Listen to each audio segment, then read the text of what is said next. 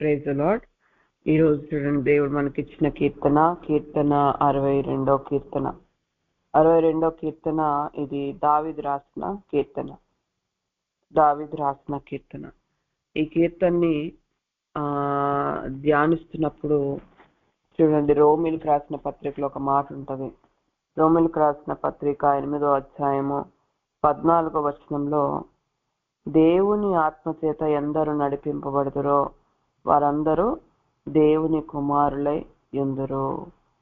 13వ వచనంలో కూడా చూడండి, మీరు శరీరానుసారంగా ప్రవర్తించిన ఎడలా చావవలసిన వారై యుందురు, కానీ ఆత్మచేత శరీర క్రియలను చంపిన ఎడలా జీవించెదరు.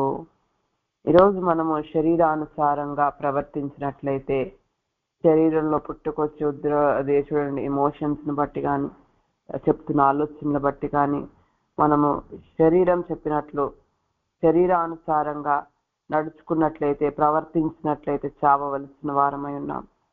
అట్లా కాకుండా ఆత్మచేత శరీర క్రియలను చంపిన ఎడల మనం జీవించడం అంటే ఆత్మీయంగా నువ్వు చనిపోతావు. ఆత్మీయంగా చనిపోయే స్థితిలోకి వెళ్ళిపోతావు. నువ్వు శరీరం చెప్పినట్టు శరీర స్వభావం కలిగి ఉన్నట్లయితే.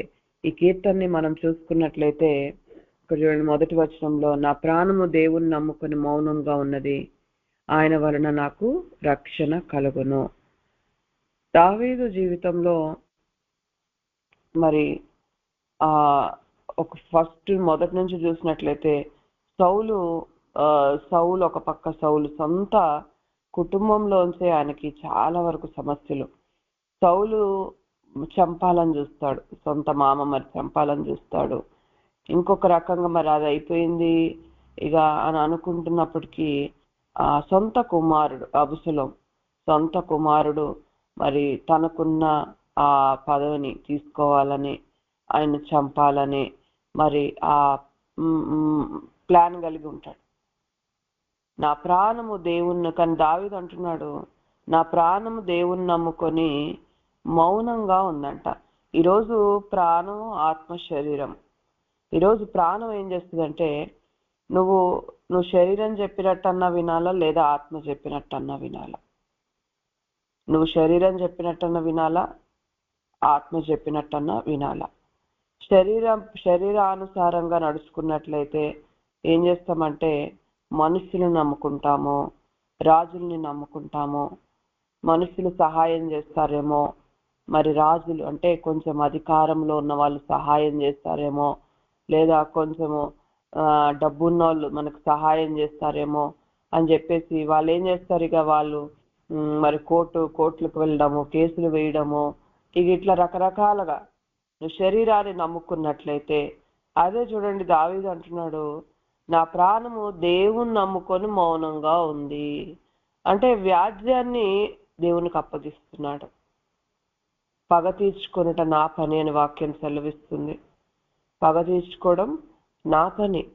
మీరు కీడుకు ప్రతి కీడైనను, దూషణకు ప్రతి దూషణైన చేయక మీరు దీవించుడి అని అంటది. అంటే యుద్ధం చేసేది దేవుడు. నా వ్యాజ్యాన్ని మరి నాకు అప్పగించండి అంటాడు. పగ తీర్చుకునేట నా పని అంటాడు. కాబట్టి దావీదుకి నిజంగా అన్ని విషయాల్లో దేవుని మీద ఆధారపడుతూ, ఇక్కడ నా ప్రాణం దేవుని నమ్ముకొని, ఆయన ప్రాణం అంట దేవుని నమ్ముకొని మౌనంగా ఉందంట. అంటే దేవునికి అప్పగిస్తున్నాడు, వ్యాజ్యాన్ని దేవునికి అప్పగిస్తున్నాడు. 42వ కీర్తనలో కూడా ప్రాణం ఎప్పుడు కూడా ఏం చేస్తుంది అంటే తొందర పెడుతుంది. ఏదో ఒకటి చెయ్యి, ఎంతకాలం మౌనంగా ఉంటావు, ఏదో ఒకటి చెయ్యి. నా ప్రాణమా, 42వ కీర్తనలో కూడా, నా ప్రాణమా నీవేళ కృంగి ఉన్నావు, నాలో నీవేళ తొందరపడుచున్నావు, దేవుని యందు నిరీక్షణ ఉంచుము, ఆయనే నా రక్షణకర్త అనియు నా దేవుడు అనియు చెప్పుకొనుచు ఇంకను నేను ఆయనను స్తుతించదు. ప్రాణం తొందర పెడుతుంది ఏదో ఒకటి చేయమని. కానీ ఇక్కడ కొరా కుమారులు రాసిన కీర్తనలో వాళ్ళు ప్రాణానికి చెప్పుకుంటున్నారు, నువ్వు తొందరపడద్దు, నువ్వెందుకు కృంగిపోతున్నావు, నువ్వు తొందరపడద్దు, దేవుని యందు నిరీక్షణించు, ఆయనే నిన్ను రక్షిస్తాడు, ఆయన నిన్ను కాపాడుతాడు. కాబట్టి నువ్వు ఆయన స్తుతించు, నువ్వెందుకు కృంగిపోతున్నావు లే అని చెప్పేసి మరి ప్రాణానికి చెప్పుడు. ఈరోజు మనం కూడా మన ప్రాణానికి మనం బోధించుకునేవారిగా, తొందరపడద్దు. తొందర పెడుతుంది అది బాగా మనల్ని. ఏదో ఒకటి చేయి, నువ్వు సైలెంట్గా ఎందుకుంటున్నావు, మౌనంగా ఎందుకుంటున్నావు, చూడు వాళ్ళు ఎలా చేస్తున్నారు, చూడు వాళ్ళు నేను ఎన్ని మాట్లాడుతున్నారు అని చెప్పేసి బాగా తొందర పెడుతుంది. కానీ మనం తొందరపడి నడుచుకుంటే దారి తప్పిపోయే పరిస్థితులు ఉంటాయండి. తొందరపడి నిర్ణయాలు తీసుకుంటే దారి తొలగిపోయే మరి ఆ పరిస్థితులు మన జీవితంలో వస్తాయి. నా ప్రాణం దేవుణ్ణి నమ్ముకొని మౌనంగా ఉంది. ఈరోజు దేవుణ్ణి నమ్ముకొని నువ్వు మౌనంగా దేవుడి సన్నిధిలో రాజ్యాన్ని దేవునికి అప్పగించి దేవుడు ఏం చేయమంటే అది చేసేవారుగా మనం ఉండాలి. దేవుడిని జీవితంలో మాట్లాడాలి. ఆయన వలన నాకు రక్షణ కలుగును. రక్షణ ఎక్కడి నుంచి రాదండి. ఈ డబ్బు వలన కాదు, మరి లేకపోతే నీకున్న అధికారాన్ని బట్టి కాదు, లేకపోతే చూడండి రాజులను నమ్ముకుంటూ ఎవరికైనా ఇన్ఫ్లుయెన్స్ ఉంటే వాళ్ళ ద్వారా చెప్పించుకోవడం, లేకపోతే వాళ్ళ పలుకుబడి తీసుకోవడం, ఇవన్నీ కాదు. నీకు రక్షణ ఎక్కడి నుంచి కూడా రాదు. దేవుడిని రక్షించాలి. ఆయన వలనే నా రక్షణ కలుగును, ఆయనే నా ఆశ్రయదుర్గము, ఆయనే నా రక్షణకర్త, ఆయనే నా కోట, ఆయనే నేను అంతగా కదిలింపబడను అని ఇక్కడ ఈరోజు దావీదు అంటున్నాడు. ఈరోజు ఈ వాక్యం వింటున్న వారు కూడా ఈ 62వ కీర్తనలో 6వ వచనంలో కూడా చూడండి, 6-7వ వచనంలో కూడా అంటాడు, ఆయనే నా ఆశ్రయదుర్గము, ఆయనే నా రక్షణకు ఆధారము, నా ఎత్తైన కోట ఆయనే, నేను కదిలింపబడను. నా రక్షణకు నా మహిమకు దేవుడే ఆధారం, నా బలమైన ఆశ్రయదుర్గము, నా ఆశ్రయము దేవుని అందే ఉన్నది అని నిజంగా ఈరోజు మనము అనగలుగుతున్నామా? మనం ఈ మాటలు అనగలుగుతున్నామా? దావీదైతే ఎంత ధైర్యంగా చెప్తున్నాడు చూడండి. నా ఆశ్రయదుర్గము ఆయనే, నా రక్షణకు ఆధారం ఆయనే, నా ఎత్తైన కోట ఆయనే, నేను కాదు, నా డబ్బు కాదు, నాకు నా అధికారము కాదు. ఆయన రాజు అయినప్పటికీ కూడా ఆయన దేవుని చేత అభిషేకింపబడిన వ్యక్తి అయినా కానీ ఇదంతా కాదు, నాకు ఆధారం దేవుడే, నేను దేవుని అందే నమ్మిక ఉంచుతున్నాను కాబట్టి నేను అంతగా కదిలింపబడను అంటున్నాడు. ఈరోజు మనము ఈ రకంగా అనగలుగుతున్నామా? మన హృదయపూర్వకంగా ఈ మాట అనగలుగుతున్నామా? మత్తయి రాసిన సువార్తలో కూడా అక్కడ 7వ అధ్యాయంలో అక్కడ చూడండి, యేసు ప్రభు అక్కడ కొండ మీద ప్రసంగం అదంతా చెప్పిన తర్వాత 7వ అధ్యాయంకి వచ్చేసరికల్లా ఆయన 7వ అధ్యాయంలో 24వ వచనంలో అక్కడ ఏంటంటారు, కాబట్టి ఈ నా మాటలు విని వాటి చొప్పున చేయి ప్రతివాడును బండ మీద తన ఇల్లు కట్టుకొనిన బుద్ధిమంతుని పోలి ఉండును. దేవుడు చెప్పిన ఆ మాటలను, దేవుడు యేసు ప్రభు చెప్పిన మాటలను విని వాటి చొప్పున నడుచుకున్న వారే. అసలు చదవండి 5, 6, 7 ఈ 3 యేసు ప్రభు స్వయంగా నోటితో పలికిన మాటలు. ఆ మాటల ప్రకారము మనం నడుచుకుని ఉన్నట్లయితే బుద్ధిమంతులం పోలి ఉందము. వాన కురిసెను, వరద వచ్చెను, గాలి విసిరెను, ఆ ఇంటిని కొట్టెను గాని పునాది బండ మీద వేయబడిన గనక అది పడలేదు. పునాది స్ట్రాంగ్ ఉంటే నీకు ఇంత వాన వచ్చినా, ఎన్ని వరదలు వచ్చినా, ఎంత గాలి వచ్చినా ఏమవ్వదండి, నిలబడుతుంది. కానీ పునాదిలే పాడైపోతే ఎవరు మాత్రం ఏం చేయగలుగుతారు? అసలు ఇది పునాది, ఇది స్ట్రాంగ్ ఉండాల.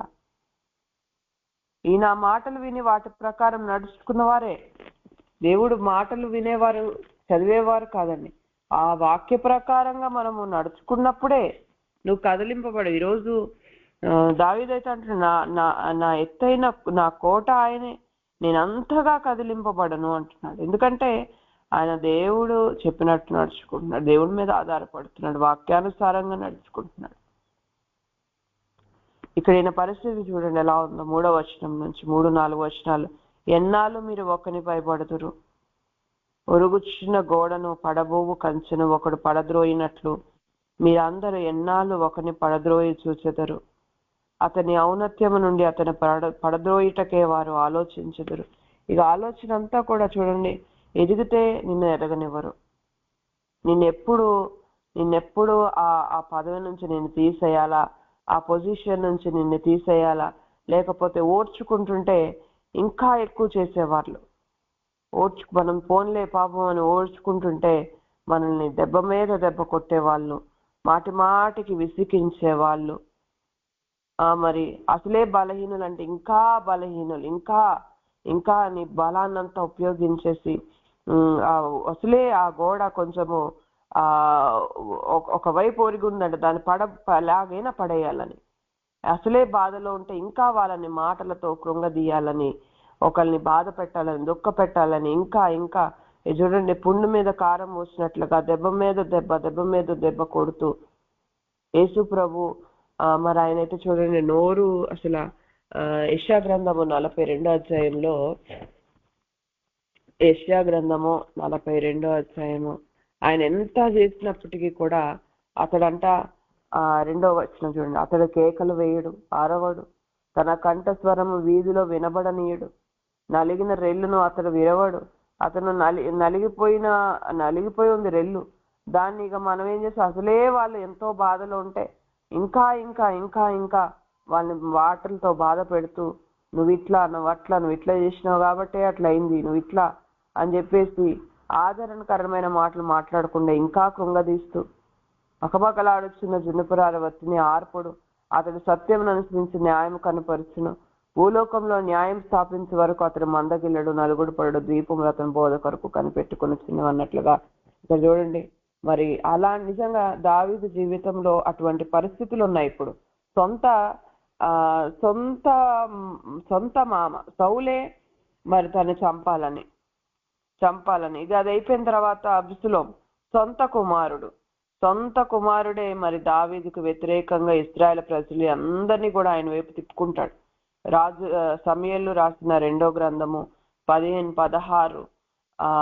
16, 17, 18 అధ్యాయాలు చదివితే అక్కడ అసలు అబ్షాలోము మరి సొంత తండ్రికి విరుద్ధంగా మరి ఎలా జరిగించుకుంటాడో, అక్కడ అహితోఫేల్ అని మరి నమ్మకమైన కౌన్సిలర్, మంత్రి దావీదుకి, ఆయన కూడా మరి చూడండి ఎన్ని మరి మంత్రి అంటే మరి చాలా ఎన్ని విషయాలు ఆయనకు తెలుసుంటాయి. కానీ ఆ నమ్మకస్తుడైన ఆయన కూడా మరి అబ్షాలోము వైపు తిరిగిపోతాడు. దావీదుకి అసలు ఎంత దుఃఖం అంటే ఎప్పుడు చూడు ఇక అసలు ఆయన్ని అక్కడి నుంచి పడేయాలని, ఆయన పదవి తీసుకోవాలని, లాక్కోవాలని, ఆయన చంపాలని సౌలు ఒక పక్క, మరి కుమారుడు ఒక పక్క, నమ్మకస్తులు, నమ్మకంగా ఉంటున్న వారు, చుట్టూ నమ్మకంగా పనిచేస్తున్న వాళ్ళంతా కూడా ఆయన్ని మోసం చేసేవారిగా ఆ రకంగా ఉన్నారు. దావీదుకి ఎంత బాధ, ఎంత వేదన, దుఃఖం. కానీ ఆయన అంటున్నాడు, నా ప్రాణము దేవుని నమ్ముకొని మౌనంగా ఉంది. పారిపోయాడండి దావీదు, సౌలు నుంచి పారిపోయాడు, కుమారుడి నుంచి పారిపోతానే ఉన్నాడు. ఎంతో బాధ, ఎంతో దుఃఖము, ఏడుస్తూ దేవుడి సన్నిధిలో మొరపెట్టుకుంటూ ఉన్నాడు.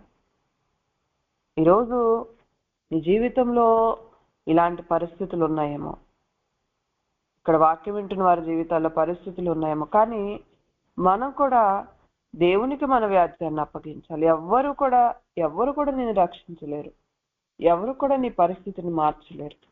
నువ్వు దేవుని నమ్ముకో, దేవుని దగ్గర నుంచి ఆలోచన తీసుకునే వారిగా మనం తొందరపడద్దు. ప్రాణం తొందర పెడుతుంది, ఏదో ఒకటి చెయ్యి, నువ్వు ఇలా చెయ్యి, అలా చెయ్యి అని తొందర చేస్తుంటుంది నిన్ను. కానీ మనం దేవుని మీద ఆధారపడేవారిగా, దేవునికి మన వ్యాజ్యాన్ని అప్పగించుకునేవారిగా. నేను మొన్నొక రోజు మరి మా మామయ్య గారు చర్చ్కి చైర్మన్ గా ఉంటారు. ఆయనకి ఇప్పుడు 83, 84 ఇయర్స్ ఉంటాయి. మొన్ననే రీసెంట్ గా మరి కాలు కూడా ఒక వేలు తీయాల్సిన పరిస్థితులు, షుగరు, చాలా అసలు ఇట్లా భయంకరమైన పరిస్థితులు. నాకు అసలు ఒకదాని మీద ఒకటి సంఘంలో ఎలా అంటే కొంతమంది కేసుల మీద కేసులు వేస్తున్నారు.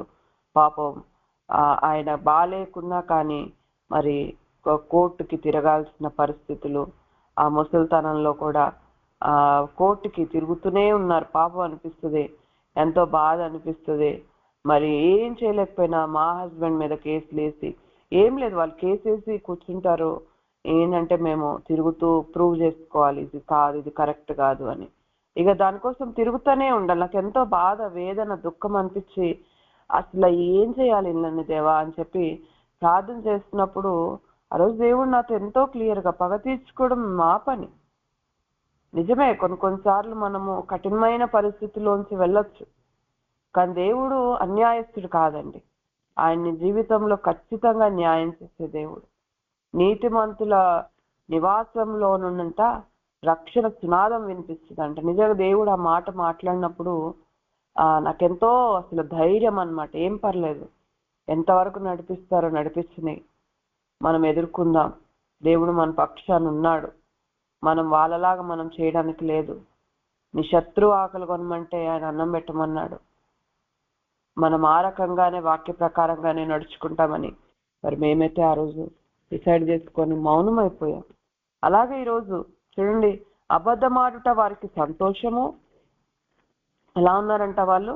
అబద్ధమాడుట వారికి సంతోషము, వారు తమ నోటితో శుభవచనములు పలుకుచు అంతరంగంలో దూషించుదురు. పైకి ప్రైజ్ ది లార్డ్ అనొచ్చు, పైకి నేను ఎంతగా మెచ్చుకుంటూ మాట్లాడచ్చు, కానీ వాళ్ళ అంతరంగంలో ఏముందంట? అసలు భయంకరంగా మనల్ని ద్వేషించేవారిగా. వాళ్ళ లోపలంతా ఏముందో దేవుడికి తెలుసండి. వాళ్ళు పైకి నటించచ్చు, మనతో మంచిగా ఉన్నట్లుగా నటించచ్చు, కానీ వాళ్ళ అంతరంగంలో ఎంత దూషిస్తున్నారో దేవుడు చూస్తున్నాడు. మనం ఏం చెప్పాల్సిన అవసరం లేదు. మనం ఏం చేయాలా? నా ప్రాణము దేవుని నమ్ముకొని మౌనముగా నుండుము, ఆయన వలనే నాకు నిరీక్షణ కలుగుతున్నది. నా ప్రాణమా దేవుని నమ్ముకొని మౌనంగా నుండుము. ఈరోజు ప్రాణానికి మనం చెప్పుకోవాలా, తొందరపడి ఏ నిర్ణయాలు తీసుకోవద్దు. మనము కొన్ని సమస్యలు మనము ఓర్చుకోవాలండి. ఓర్చుకునే వారిగా దేవుడు మన జీవితంలో జోక్యం చేసుకునేంత వరకు దేవుడిని జీవితంలో కార్యం చేసేవారు. మనకు ఆలస్యం అనిపించవచ్చు, ఇంకెన్ని రోజులు అనిపించవచ్చు, కానీ దేవుడికి అది ఆలస్యం కాదు, మనకు ఆలస్యం. కాబట్టి మనం కూడా చెప్దాం ఈరోజు, నా ప్రాణమా దేవుని నమ్ముకొని మౌనంగా నుండు, ఆయన వల్లనే నాకు నిరీక్షణ కలుగుచున్నది. ఆయనే నా ఆశ్రయ దుర్గము, నా రక్షణకు ఆధారం ఆయనే, నన్ను కాపాడేది దేవుడే. నా సమస్యను ఎవ్వరు కూడా తీర్చలేరు. నా ఎత్తైన కోట ఆయనే. నేను కదిలింపబడను. ఎంతమంది నా మీదకి వచ్చినా నేను కదిలింపబడను, ఎందుకంటే నేను ఆయన నమ్ముకొని ఉన్నాను, నేను ఆయన మీద ఆధారపడుతున్నాను అని అంటున్నాడు దావీదు. ఈరోజు నువ్వు నేను ఆ రకంగా అనగలుగుతున్నామా? మనకు మనమే ఈరోజు ప్రశ్నించుకుందాం. ధైర్యంగా ఈరోజు ఈ మాటలు మనం పలకగలుగుతున్నామా? ఈరోజు నా బలము నా డబ్బు, ఈరోజు నా బలము నా బంధువులు. కొన్నిసార్లు మనకి తెలిసిన వాళ్ళు ఎమ్మెల్యేలు కానీ, ఎంపీలు కానీ, లేకపోతే కలెక్టర్లు కానీ, లేకపోతే ఇంకెవరో మనకు తెలిసిన వాళ్ళు అవుతాయి. ఇక వాళ్ళని పట్టుకొని వాళ్ళ ఇన్ఫ్లుయెన్స్ తో ఏదో సాల్వ్ చేసుకోవాలని చూస్తూ ఉంటాం కదా. అదేదో ఆ నిమిషానికి అట్లా ఉంటుందండి. కానీ అది నిజంగా నీ జీవితంలో ఆ సమస్య వేరులతో పెకిలింపబడాలి అంటే దేవుడు నీ జీవితంలో జోక్యం చేసుకోవాలి. దేవుడు నీ పక్షా నుండి యుద్ధం చేయాలి. నువ్వు అప్పుడు వరకు నువ్వు ఎదురు చూడాలా. నువ్వు దేవుని బతిలాడుకో, దేవుని మీద ఆధారపడు, మౌనంగా ఉండు, దేవుని మీద ఆధారపడు. నా బలమైన ఆశ్రయ దుర్గము, నా ఆశ్రయము దేవుని యందే ఉంది. జనులారా, ఎల్లప్పుడూ ఆయన యందు నమ్మిక ఉంచుడి, ఆయన సన్నిధిని మీ హృదయములను కుమ్మరించుడి. ఈరోజు ఎల్లప్పుడూ, ఏదో ఒక్కసారి కాదు, ఎల్లప్పుడూ ఆయన యందు నమ్మిక ఉంచండి. ఏ పరిస్థితిలోనన్నా ఆయన మీద నమ్మకం పెట్టండి. ఆయన సన్నిధిని మీ హృదయములు కుమ్మరించుడి. ఈరోజు మనుష్యుల దగ్గర హృదయాన్ని కుమ్మరిస్తాం, మనుష్యులకు చెప్పుకుంటాం, ఇదిగో ఈ పరిస్థితి నా పరిస్థితి ఇది అని హృదయం అంతా మనుష్యుల దగ్గర కుమ్మరిస్తూ ఉంటాం. కానీ నిజంగా దేవుని దగ్గర కుమ్మరిద్దాం. ఈరోజు వాక్యం ఏం సెలవిస్తుంది? ఆయన సన్నిధిని మీ హృదయములను కుమ్మరించుడి. ఆయన మన చర్య అంతా కూడా దేవునికి చెప్పుకున్నప్పుడు ఆయన ఖచ్చితంగా నీకు జవాబిస్తాడు. నీ హృదయాన్ని దేవుడి సన్నిధిలో కుమ్మరించుకోండి. అన్నా చూడండి, అన్నా మరి పెనిన్నా ఎంతో విసిగిస్తుంది. ఇక తనకు అర్థమైపోయింది, ఎవ్వరు కూడా నా సమస్యను తీర్చలేరు అని తనకు అర్థమైంది. తను వెళ్ళింది, దేవుడి సన్నిధికి వెళ్ళింది. తన హృదయం అంతా కూడా దేవుడి సన్నిధిలో కుమ్మరించుకుంది. తన బాధ ఏంటో దేవుడికి చెప్పుకుంది. ఇక భర్త కాదు, ఇక ఎవరు కాదు, దేవునికి చెప్పుకుంది. దేవుని చెప్పుకొని అప్పటి నుంచి దుఃఖముఖిగా ఉండడం మానేసిందంట. ఇక దేవుడు నా ప్రార్థన ఆలకించాడు అని తనకు అర్థమైపోయింది. ఇక విడిచిపెట్టేసింది. ఇక నిజంగా దేవుడు తన జీవితంలో ఎంత గొప్ప కుమారుడిని తనకిచ్చాడు. దేవుడు అన్యాయం చేసే దేవుడు కాదండి. ఈరోజు మనమే ఆయన సన్నిధికి వెళ్ళడానికి ఆలస్యం చేస్తున్నామేమో, ఆయన సన్నిధికి వెళ్ళి మన హృదయాన్ని కుమ్మరించుకోవట్లేదేమో. ఎవరు నాకు సహాయం చేస్తారు, ఎవరు నా సమస్యను తీరుస్తారు అని వాళ్ళ దగ్గరికి వీళ్ళ దగ్గరికి, మరి క్రైస్తవులై నుండి కూడా మాంత్రికుల దగ్గరికి వీళ్ళ దగ్గరికి కూడా వెళ్తున్నారు. అసలు ఈరోజు నువ్వు ఎక్కడికి వెళ్ళాలి? దేవుడి సన్నిధికి వెళ్ళి నీ సమస్య, అరే ఇన్ని సంవత్సరాల నుంచి నా సమస్య తీర్చబడట్లేదంటే నేను చాలు, చెప్పింది చాలు, వాళ్ళకు వీళ్ళకు నువ్వు చెప్పుకుంది చాలు, ఏడ్చించా. దేవుడి సన్నిధికి వెళ్ళి దేవుడి సన్నిధిని హృదయాన్ని కుమ్మరించుకో. ఆయన నమ్ము. మోసం చేసే వాళ్ళని నమ్ముతాము, మోసం చేసి వెళ్ళిపోయి మాటలు చెప్పి వాళ్ళని నమ్ముతామండి, బాగా నమ్ముతాం. కానీ నువ్వు దేవుడిని నమ్మమ్మా, దేవుడి మీద పరిపూర్ణంగా నమ్మకం పెట్టు, విశ్వాసం పెట్టు అంటే ఆయన నమ్ము. నిన్ను మోసం చేసే వాళ్ళనే నమ్ముతాం, మోసపు మాటలు చెప్పే వాళ్ళనే నమ్ముతాం. ఇప్పటికైనా దేవుని వైపు తిరుగుదాం, ఆయన సన్నిధిని మన హృదయాలను కుమ్మరించుకుందాం. దేవుడు మనకు ఆశ్రయము. అల్పులైన వారు వట్టి ఊపిరి అయి ఉన్నారు, ఘనులైన వారు మాయా స్వరూపులు. త్రాసులో వారందరూ కూడా తేలిపోదురు, వట్టి ఊపిరి కన్నా అల్కనగా ఉన్నారు. చూడండి, ఒక త్రాసులో ఒకవైపు దేవుణ్ణి, ఇంకోవైపు అల్పులైనా గాని గనులైనా గాని వాళ్ళని పెట్టామనుకోండి, ఎవరైనా గాని ఆ దేవుని ముందు వాళ్ళందరూ కూడా తేలిపోతారు. వాళ్ళు ఉట్టి అల్పులైన వారు వట్టి ఊపిరిగా ఉన్నారంట. ఒక మనుషుడి యొక్క జీవితము ఎలా ఉందండి? ఒక గడ్డి వలె, ఒక ఊపిరి వలె, ఒక నీడ వలె ఉన్నది. మరి అల్పులైన వారు వట్టి ఊపిరి అయి ఉన్నారు, కనులైన వారు మాయా స్వరూపులు. త్రాసులో వారందరూ కూడా తేలిపోతారు. దేవుడి యొక్క జడ్జిమెంట్ ముందు, దేవుడిచ్చే తీర్పు ముందు ఎవరు కూడా పనికిరారండి,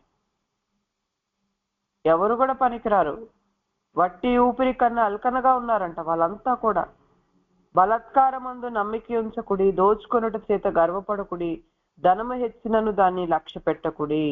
ఈరోజు బలత్కారం చేత అన్యాయంగా వచ్చిన డబ్బును బట్టి లేదా దోచుకొనుట చేత గర్వపడకుడి. ధనము హెచ్చి, నీ జీవితంలో నీకు ధనం వచ్చినా, అసలు కొంచెం డబ్బు వస్తే చాలు, ఎక్కడ లేని గర్వం అంతా కూడా వచ్చేస్తుంది. లేకపోతే డబ్బు మనసంతా డబ్బు మీద, స్థలాల మీద, ఇక వీటి మీదే. ఇక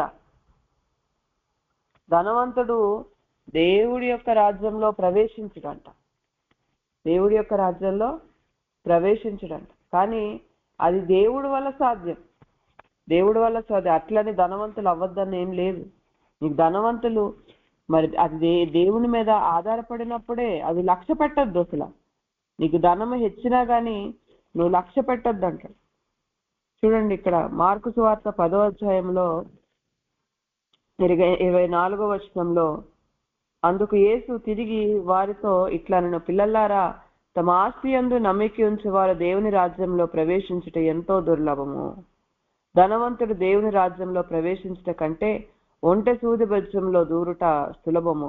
అందుకు వారు అత్యధికముగా ఆశ్చర్యపడి, అట్లయితే ఎవడు రక్షణ పొందగలడని ఆయన్ని అడిగిరి. యేసు వారిని చూసి, ఇది మనుషులకు అసాధ్యమే, కానీ దేవునికి అసాధ్యం కాదు, దేవునికి సమస్తము సాధ్యమే అని. చూసారా, ఈరోజు నువ్వు మనకెంత డబ్బు వచ్చినా, ఎంత ఆస్తి ఉన్నా కానీ దాన్ని నువ్వు లక్ష్య పెట్టద్దు. అది నథింగ్. దాని మీదే నువ్వు మనసు పెట్టుకున్నట్లయితే అది నీ నుంచి ఎగిరిపోతుందంట. నువ్వు ఎలా వెళ్ళిపోతుందో నీ నుంచి నీకు తెలియదు. ఈరోజు నీకు డబ్బు ఉందేమో, నీకు ఆస్తి ఉంది, దాని మీద నువ్వు మనసు పెట్టద్దు. ఈరోజు మనసు పెడితే మాత్రం అది ఎటు నుంచి వెళ్ళిపోతుందో అది మనకు తెలియదండి. రెక్కలు కట్టుకొని ఎగిరిపోతుందంట. సామెతలు 11లో కూడా ధనమును నమ్ముకున్న వాడు పాడైపోవును. ఈరోజు నీకు ధనం ఉంది కదా అని నువ్వు నమ్ముకుంటూ ధనం మీదే నువ్వు విశ్వాసం పెడుతూ అదే నీ బలం అనుకున్నట్లయితే 11వ వచనంలో అందుకే బలము తనదని ఒక్కమారు దేవుడు సెలవిచ్చాను, 2 మార్లు ఆ మాట నాకు వినబడను. ఒక్కసారి దేవుడు చెప్తారంట, అది 2 సార్లు వినబడుతుందంట. అంటే బలము నాది, బలము నాది అని. బలము నీ డబ్బు కాదు. ఈరోజు నీకు డబ్బు ఉందేమో, కానీ డబ్బు వెళ్ళిపోవడానికి నిమిషం పట్టదండి. 1 నిమిషం పట్టదు. నీకున్న ఆస్తి మొత్తం కోల్పోవడానికి 1 నిమిషం పట్టదు. యోబు జీవితమే చూడండి, సమస్తము తనకున్న సమస్తము కోల్పోయాడు. బలము తనది, బలము. అందుకే దావీదుకి తెలుసు, నా అధికారం నా బలం కాదు, నేను రాజుని, నాకున్న అధికారాన్ని బట్టి, నాకున్న మరి చూడండి పదవిని బట్టి కానీ, లేకపోతే అభిషేకాన్ని బట్టి కానీ, ఏది కాదండి, ఏది నా బలం కాదు. నిమిషం పట్టదు. సౌలు నుంచి దేవుని యొక్క ఆత్మ, అభిషేకింపబడిన వ్యక్తే, కానీ ఆయన నుంచి దేవుడి యొక్క ఆత్మ వెళ్ళిపోయింది, వదిలి వెళ్ళిపోయింది ఆయన్ని. ఈరోజు మనం దేని బట్టి కూడా అతిశయించడానికి లేదు. నీకు ధనం ఇచ్చినాను, దాన్ని నువ్వు లక్ష్య పెట్టకు. ఈరోజు డబ్బు ఉంది కదా అని నువ్వు దాన్నే లక్ష్య పెట్టినట్లయితే అది నీ నుంచి వెళ్ళిపోతుంది.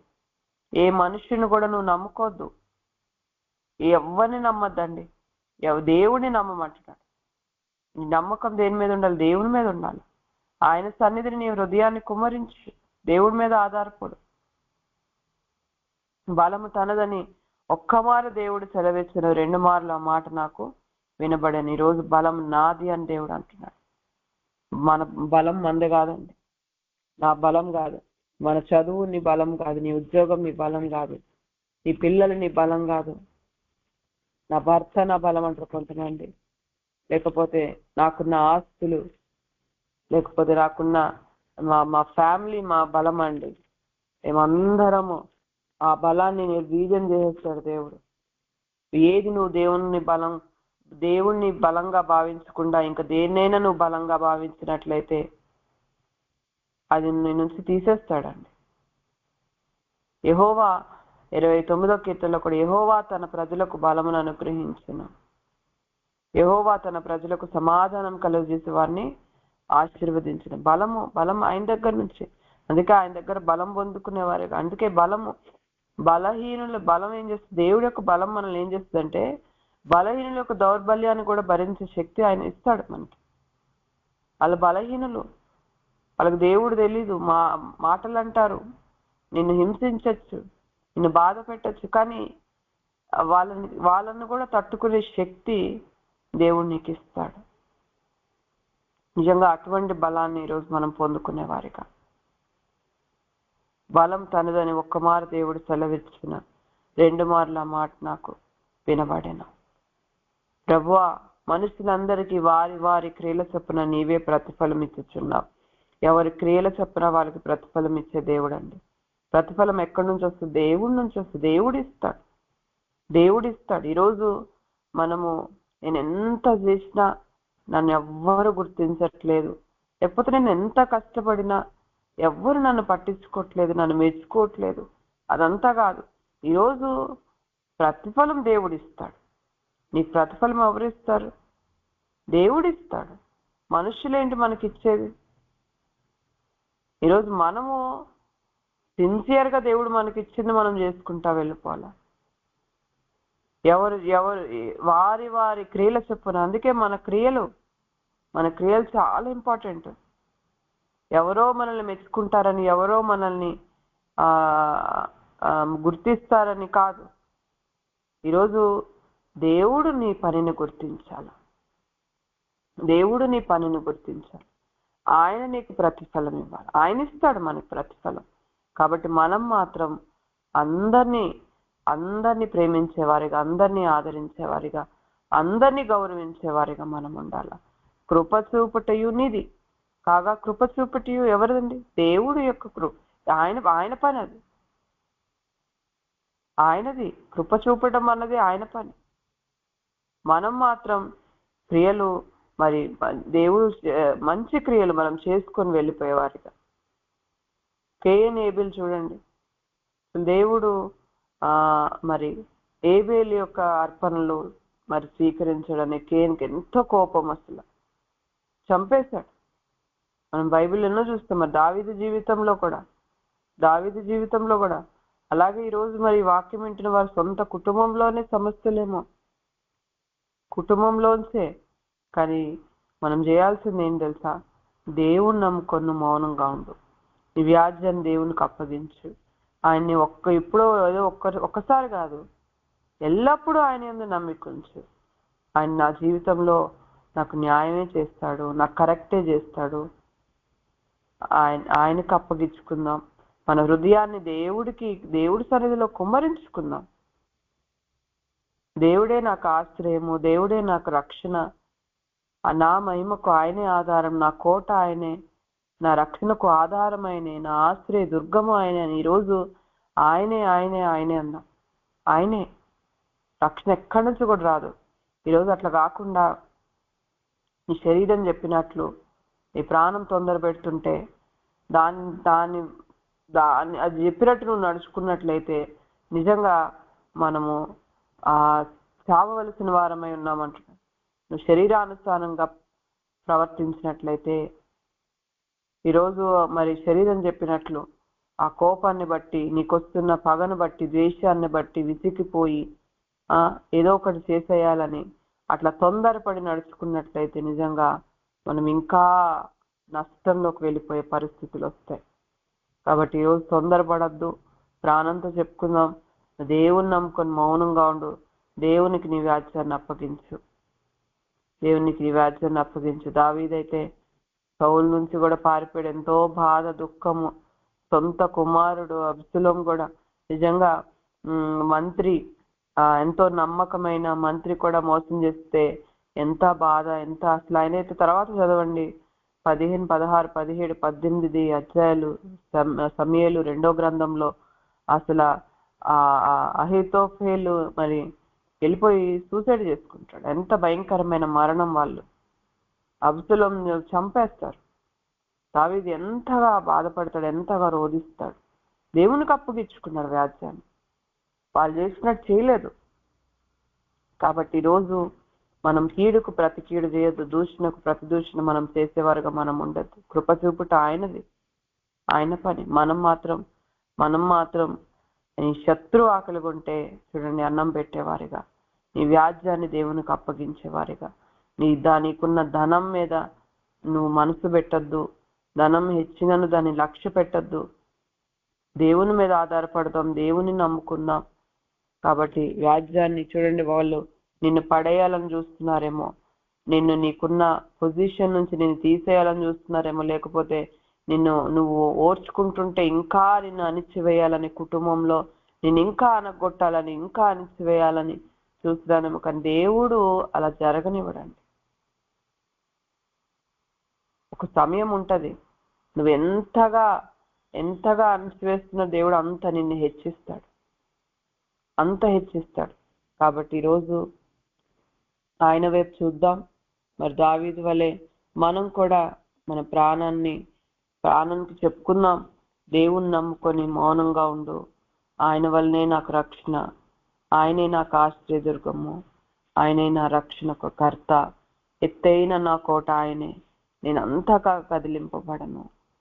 మనం కదిలిపోవద్దు. ఈరోజు దేవుడి యొక్క వాక్యం మీద మనము విశ్వాసం ఉంచినట్లయితే, ఆయన చెప్పినట్లు మనం నడుచుకున్నట్లయితే మనం కదిలింపబడమండి. ఎంతమంది 10,000 మంది దండెత్తి మన మీదకి వచ్చిన అపాయం మన దగ్గరకు రాదని అంటాడు. కాబట్టి భయపడద్దు, ధైర్యంగా ఈరోజు మరి చెప్పబడిన ఈ మాటలను బట్టి మరి తొందరపడద్దు. దేవునికి వ్యాజ్యాన్ని అప్పగిద్దాం. దేవుడి సన్నిధిలో హృదయాన్ని కుమ్మరించుకొని దేవుడు ఏం చెప్తే అది చేసేవారుగా మనం ఉందాం. ఆయన్ని నమ్ముకుందాం, ఆయన మీద ఆధారపడదాం. మరి కొద్ది మాటలు దేవుడు మన వినికిడిలో నూరంతలుగా ఫలింపచేయును గాక. ఆమేన్. ద్వితీయోపదేశకాండం 7వ అధ్యాయం 8వ వచనం. ద్వితీయోపదేశకాండం 7వ అధ్యాయం 8వ వచనం. అయితే యెహోవా మిమ్మును ప్రేమించువాడు గనుక, తాను మీ తండ్రులకు చేసిన ప్రమాణమును నెరవేర్చువాడు గనుకను, యెహోవా బాహుబలము చేత మిమ్మల్ని రప్పించి దాసుల గృహములో నుండి ఐగుప్తు రాజైన ఫరో చేతిలో నుండి మిమ్మల్ని విడిపించాను. ప్రార్థన చేసుకుని. పరలోకమందున మా తండ్రి, నీ నామం పరిశుద్ధపరచబడిన కాక, నీ రాజ్యం వచ్చును కాక. గొప్ప దేవ, మహోన్నతుడా, నీకు స్తోత్రం అయ్యా, నీకు స్తోత్రం తండ్రి. నాయన, ఈరోజు నువ్వు మమ్మల్ని ప్రేమిస్తున్నావు గనక తండ్రి, మా తండ్రులకి చేసిన ప్రమాణాన్ని నువ్వు జ్ఞాపకం చేసుకుంటున్నావు గనక అయ్యా, మమ్మల్ని తండ్రి నీ గొప్ప బాహుబలంతో తండ్రి దాసుల గృహంలో నుంచి నువ్వు మమ్మల్ని విడిపిస్తున్నావు. మరి తండ్రి, మేము విడిపించబడిన మేము, ఫరో చేతి నుంచి వచ్చిన మేము, మరి తండ్రి వాగ్దాన దేశాన్ని మేము తండ్రి సంతరించుకోవాలంటే మేమేం చేయాలి? నువ్వు ఇవ్వబోయే వాగ్దాన దేశం మా జీవితంలో ఏంటి? దయచేసి మాకు బయలుపరచండి తండ్రి. నాయన, వాక్యోపదేశం చేస్తున్న నన్ను మరుగుపరచు, నువ్వే నాలో నుంచి మాట్లాడు, ప్రతి బిడ్డని బలపరచమని యేసుక్రీస్తు నామముని గోజాడి వేడుకుంటున్నాము తండ్రి, ఆమేన్. ద్వితీయోపదేశ కాండం అండి, 7వ అధ్యాయం 8వ వచనం. ఈ ద్వితీయోపదేశ కాండం అంటే దేవుడు ఆల్రెడీ రెండోసారి చెప్తున్నాడు అన్నమాట మనకి.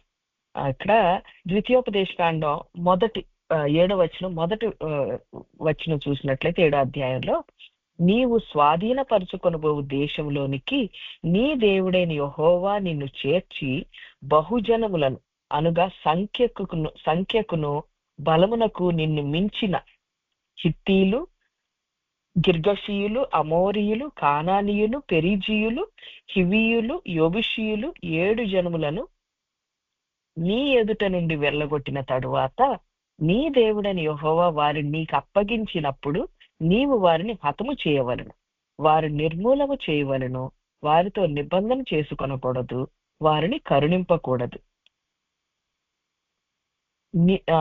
వారితో వియ్యమందకూడదు, వారి కుమారులకు నీ కుమార్తెలను నీయకూడదు, నీ కుమారుని వారి కుమార్తెలకు పుచ్చుకొనకూడదు. నన్ను అనుసరింపకుండా ఇతర దేవతలను పూజించినట్లు నీ కుమారుని వారు మళ్లించెదరు. అందును బట్టి యెహోవా కోపాగ్ని నీ మీద రగులుకొని ఆయన నిన్ను త్వరగా నాశనము చేయును. కావున మీరు వారికి చేయవలసిందేమనగా వారి బలిపీఠములను పడద్రోసి వారి విగ్రహములను పడగొట్టి వారి దేవతా స్తంభమును నరికివేసి వారి ప్రతిమలను అగ్నితో కాల్చవలెను. నీవు నీ దేవుడైన యెహోవాకు ప్రతిష్ఠిత జనం. నీ దేవుడైన యెహోవా భూమి మీద ఉన్న సమస్త జనముల కంటే నిన్ను ఎక్కువగా ఎంచి నిన్ను తనకు స్వకీయ జనముగా ఏర్పరచుకొనను. నీవు సర్వజనముల కంటే విస్తార జనమని యెహోవా మిమ్మల్ని ప్రేమించి మిమ్మల్ని ఏర్పరచుకొనలేదు. సమస్త జనముల కంటే మీరు లెక్కకు తక్కువే కదా. అయితే యెహోవా మిమ్మల్ని ప్రేమించువాడు గనుక తాను మీ తండ్రులకు చేసిన ప్రమాణం నెరవేర్చువాడు గనుకను యెహోవా బాహుబలము చేత మిమ్మల్ని రప్పించి దాసుల గృహములో నుండి ఐగుప్తు రాజైన ఫరో చేతిలో నుండి మిమ్మల్ని విడిపించెను. దేవునికి స్తోత్రం. ఇక్కడ మోషే రెండోసారి ఇశ్రాయేలుకి ఈ మాటలు చెప్తున్నారు. ఏమని? దేవుడు మనల్ని మిమ్మల్ని ప్రేమించువాడు గనుక. ప్రేమించేవాడు అంటే ప్రేమించిన వాడు, ప్రేమిస్తున్నాడు అంటే అది కంటిన్యూస్ టెన్స్ అన్నమాట. ప్రేమించువాడు అంటే నిన్న ప్రేమించాడు, ఈ రోజు ప్రేమిస్తాడు, రేపు ప్రేమిస్తాడు. చాలాసార్లు మనకేమనిపిస్తుంది అంటే ఎప్పుడైనా మనం చిన్న తప్పు చేసినప్పుడు కానీ పాపం అమ్మో దేవుడు ఇప్పుడు నన్ను ప్రేమించట్లేదేమో అనిపిస్తుంది. అయితే ఆ ఆలోచన మనకి సాతాను కలగజేస్తాడు. మనం ఏం చేస్తా, దీన్ని గట్టిగా పట్టుకుని ఉండాలి. ఈరోజు ప్రేయర్ లైన్ లో ఉన్న వాళ్ళు ఎవరైనా అయ్యో నేను ఇచ్చేసాను, ఎట్లా చేశానే, దీనివల్ల ఏమో దేవుడు నా మీద కోపంగా ఉన్నాడేమో అని చెప్పేసి ఇలాంటి ఏదైనా డౌట్ లో ఉన్నారేమో. అయితే ఈరోజు దేవుడు చెప్తున్నాడు, యెహోవా మిమ్మును ప్రేమించువాడు గనుక. అంటే మిమ్మల్ని ఎప్పుడు ప్రేమిస్తాడు. మనందరినీ, మనం పాపంలో ఉన్నా, మనం ఒక అవిధేయతలో ఉన్నా, మనం నిజంగా పడిపోయిన స్థితిలో ఉన్నా సరే దేవుడు ప్రేమించేవాడు. అందుకని ఎప్పుడు ధైర్యం కోల్పోకూడదు. అందుకని నాకు శిక్ష వచ్చింది, ఇంకా నేను ఇంకేం అడుగుతాను దేవుడిని, అలాంటి భయాలు ఏమీ పెట్టుకోవద్దు. మన దేవుడు ఎప్పుడు ప్రేమించేవాడు. ఇది ఈరోజు చెప్తున్నాడు, రెండోసారి చెప్తున్నాడు మనకి. ఒక్కొక్కసారి మనం ఏదైనా చేసినప్పుడు వెంటనే ప్రార్థన చేయాలన్నా, వెంటనే దేవుడు మనసులోనే స్తుతించాలన్నా, అబ్బా ఇప్పుడే చేశాను ఏమంటాడో దేవుడు అనే భయం వస్తుంది. కానీ మనం వెంటనే ఏం చేయాలంటే ఆ ఆలోచన జయించాలన్నమాట. వెంటనే దేవుడికి, దేవా నేను నీకు బిడ్డను, నేను ఎప్పుడు నీకు సమీపమే, నువ్వు నాకు ఎప్పుడు సమీపమైన దేవుడివే, నువ్వెప్పుడు నాకు సమీపమైన దేవుడివే, నా దగ్గర ఉండే దేవుడు, నీకు స్తోత్రం అని వెంటనే అనగలగాలి. మనం ఎప్పుడు భయపడి స్తుతించడం మానొద్దు. అమ్మో ఇప్పుడు ఇట్లా చేశాను కదా అని ఎప్పుడు అనుకోవద్దు. ఎందుకంటే యెహోవా మిమ్మును ప్రేమించువాడు గనుక. ఎంత పాపం చేసినా, ఎంత తప్పు చేసినా, అప్పుడు బాగా కోపం వచ్చి బాగా తిట్టారనుకోండి, వెంట దేవా నన్ను క్షమించు, నీకు స్తోత్రం, నీకు స్తోత్రం, నీకు స్తోత్రం అంటూ మనం అభ్యాసం చేసుకోవాలి. ఇది కొంచెం కష్టం, కానీ అభ్యాసం చేసుకోవాలి. మనల్ని ఎందుకు దేవుడు ప్రేమిస్తున్నాడు? మనం చాలా ధనవంతులు అని, ఓకే, తెలివి గలవాళ్ళం, ఈ లోకంలో చాలా మంది తెలివి గలవాళ్ళం, లేకపోతే మనకు ఆలోచన శక్తి ఎక్కువ, మనకి ఇన్ఫ్లుయెన్స్ ఎక్కువ, ఇవన్నిటిని బట్టి దేవుడు మనల్ని ప్రేమించట్లేదు. ఆయన మన తండ్రికి, మీ తండ్రులకు చేసిన ప్రమాణం నెరవేర్చువాడు గనుకను. అయితే మన తండ్రికి ఎవరైనా మన యాన్సిస్టర్స్ లో ఎవరైనా మన తల్లిదండ్రులు కానీ, మన తాత ముత్తాతలు కానీ, ఎవరో మన కోసం వాళ్ళ మనసులో, భగవంతుడా నా కుటుంబం, నా పిల్లలు చూడయ్యా అని ఇప్పుడు ఎవరో మన కోసం ప్రార్థన చేసి ఉంటారు. అయితే వాళ్ళకు దేవుడు ప్రమాణం చేశాడనమాట. ఆ ప్రమాణం వల్ల ఆయన మనం ప్రేమిస్తున్నాడు. ఇది మన సొంత ఇది కాదు, అబ్రహాముకు చేసిన వాగ్దానం. ఇది 1000 తరాల వరకు ఉంటది కాబట్టి అబ్రహాం నుంచి 1000 తరాలు అయినాయేమో. 1000 తరాలు అవ్వాలంటే అయ్యగారు చెప్తారు, ఒక్క తరం 50 ఏళ్ళు. 1000 తరాలు అవ్వాలంటే 5000 సంవత్సరాలు. 50,000 సంవత్సరాలు. 50,000 సంవత్సరాలు ఇంకా భూమి పుట్టి అవ్వలేదు కదండి. ఇప్పటి వరకు ఇంకా మనం 2000 లోనే ఉన్నాం.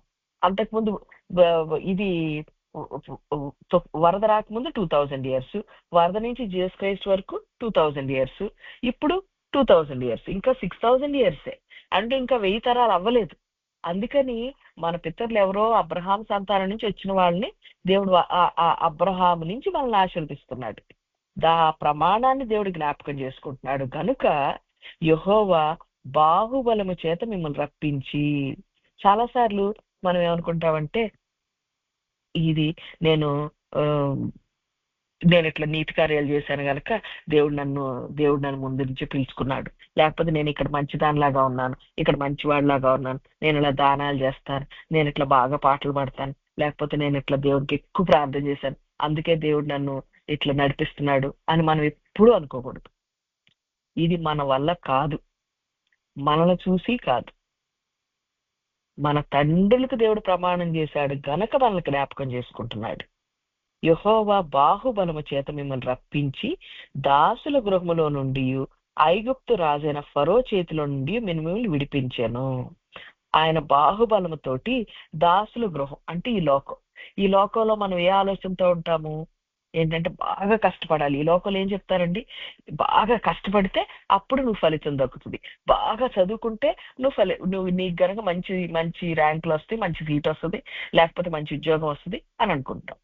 అది ఎంత కష్టపడితే అంత బాగా పైకి వస్తావు అనుకుంటాం. అది బానిసత్వం. నువ్వు ఎప్పుడు కష్టపడితేనే పైకి వెళ్తావు ఆలోచన. సో దేవుడు మనకేం చెప్తున్నాడు? ఇప్పుడు మనకేం చెప్తున్నాడు?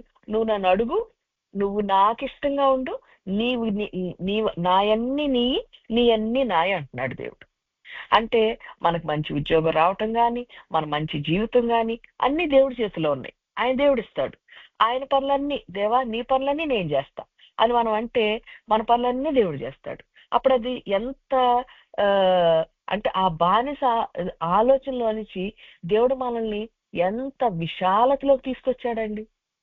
దేవుడు ఏం చెప్పాడో పని చేస్తే చాలు, అంతే. తర్వాత ఫరో చేతిలో నుండి, ఐగుప్తు రాజైన ఫరో, ఐగుప్తు అంటే ఈ లోకం, ఈ లోకానికి రాజు ఎవరు?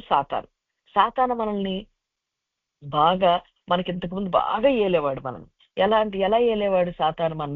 మనలో కోపం, మనలో శారీరకమైనటువంటి మన నైజం ద్వారా సాతాను మనల్ని ఏళ్తున్నాడు అనమాట. మనం ఒకరి మీద ఒకరు గొడవలు పడటం వల్ల, కోపం వలన, తర్వాత ఇంకా మత్సరం వలన, వీటన్నిటి వలన సాతాను మనకు రాజులా ఉన్నాడు. ఎప్పుడు ఎవరొకరి మీద కోపం, ఎవరొకరి మీద మత్సరం, లేకపోతే టెన్షన్, లేకపోతే గొడవలు, ఇవన్నీ మన జీవితంలో చిన్నప్పటి నుంచి మనం అనుభవిస్తానే ఉన్నాం. అయితే మనం ఎప్పుడు దేవుడు మన జీవితంలోకి వచ్చాడో, మనందరికీ చాలా ఇబ్బందుల్లో కష్టాల్లోనే వచ్చి ఉంటాం దేవుడిలోకి. మరి అందరి టెస్టిమనీస్ నాకు తెలియదు, కానీ మనం ఇలా తెల్లారి లేచి 4 o'clock లేచి ప్రేయర్ చేస్తూ ఇవన్నీ చేస్తున్నామంటే ఊరికే చెయ్యం కదా. మన జీవితంలో ఉన్న కష్టాలు బట్టి, ఇబ్బందులు బట్టి, భగవంతుడా దేవా అని దేవుడి వైపు తిరగబట్టి మనకు దేవుడు ఎవరో ఒకరి ద్వారా ఈ ప్రేయర్ లైన్లోకి మనం చేర్చాడు.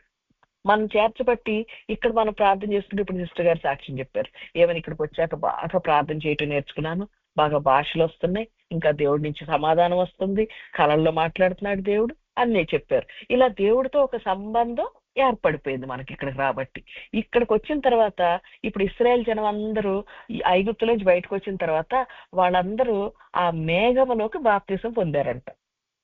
మేఘంలోకి. ఇప్పుడు మనందరం కూడా, మేఘం అంటే ఏంటి? పరిశుద్ధాత్మ అభిషేకం. మనందరం కూడా పరిశుద్ధాత్మతో అభిషేకించబడిన వాళ్ళు. ఇక్కడ మరి ఎంతమంది పరిశుద్ధాత్మను పొందుకున్నారో అందరూ కూడా పరిశుద్ధాత్మలోకి అభిషేకించబడిన వాళ్ళు. అలా మనం ఈ లోకంలో నుంచి ఆయన దేవుడు ఏం చేశాడు, మనం ఎక్కడెక్కడో ఉన్నాం చూడండి. మనం కొందరు మరి మీరందరూ తెలంగాణలో ఉన్నారు, నేను బెంగళూరులో ఉన్నాను, కొందరు మరి ఆంధ్రాలో ఉన్నారేమో, వేరే వాళ్ళు వేరే వేరే దేశం, సిస్టర్ గారు అయితే ఇంతకుముందు అమెరికాలో ఉన్నారు. మరి మనందరినీ ఎక్కడెక్కడో ఉన్న వాళ్ళని మరి దేవుడు ఎంత బాహుబలం, ఎంత పవర్ ఉపయోగించి మనకి ఎప్పుడు కృంగిపోయామో ఆ టైంలో మనకు మనుషులు పంపించి మనతో మాట్లాడి మనల్ని ఇలా ఒకేలాగా మనం సమకూర్చాడు చూడండి.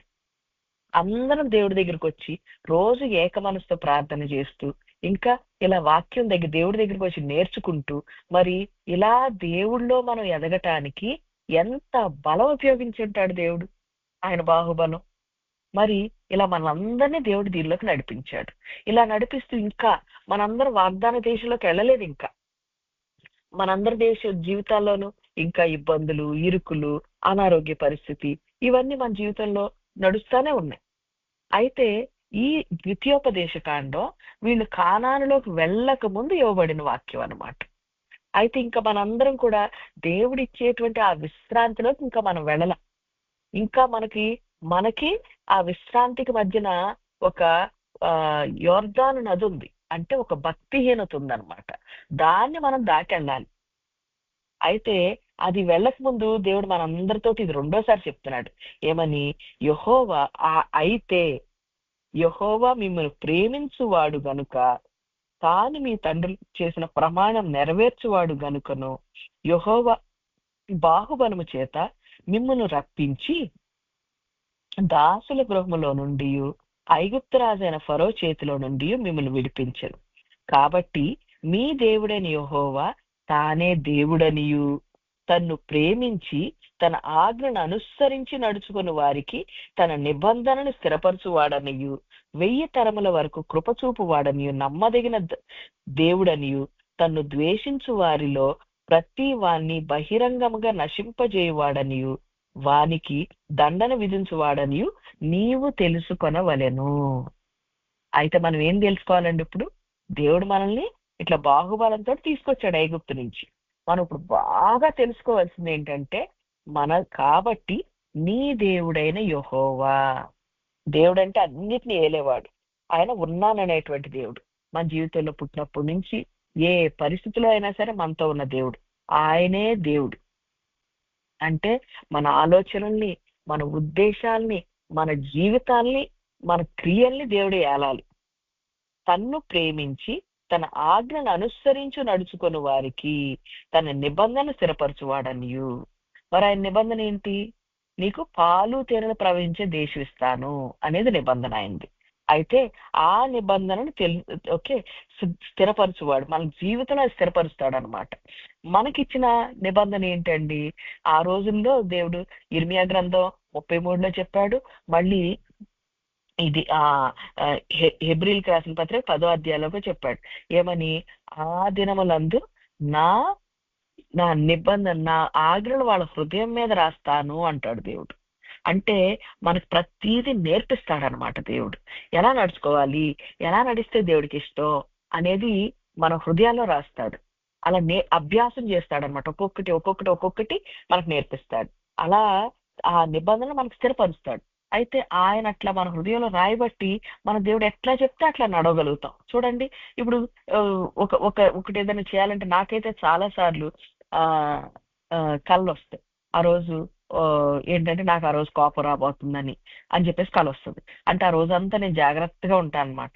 ఈ రోజు ఎక్కడో కోపం వస్తుంది, ఎక్కడో కోపం వస్తుంది అని ఎంత జాగ్రత్తగా ఉన్నా ఎక్కడోసారి కోపం వస్తుంది. అయితే వెంటనే నేను గ్రహిస్తా, ఓ ఇదే అనమాట నాకు వచ్చేది, దేవుడు చూపించింది అని చెప్పేసి ఆ రోజు ఆ వెంటనే దేవా సారీ, నాకు బాగా వెంటనే సడన్ గా వచ్చేసింది. ఐఎమ్ వెరీ సారీ దేవా, నన్ను క్షమించు, నేను మళ్ళీ కోపపడినని నేను ఆ రోజు కేర్ఫుల్ గా ఉంటాను. ఎక్కడైనా వచ్చిన వెంటనే క్షమాపణ అడిగేసి సరి చేసుకుంటాను.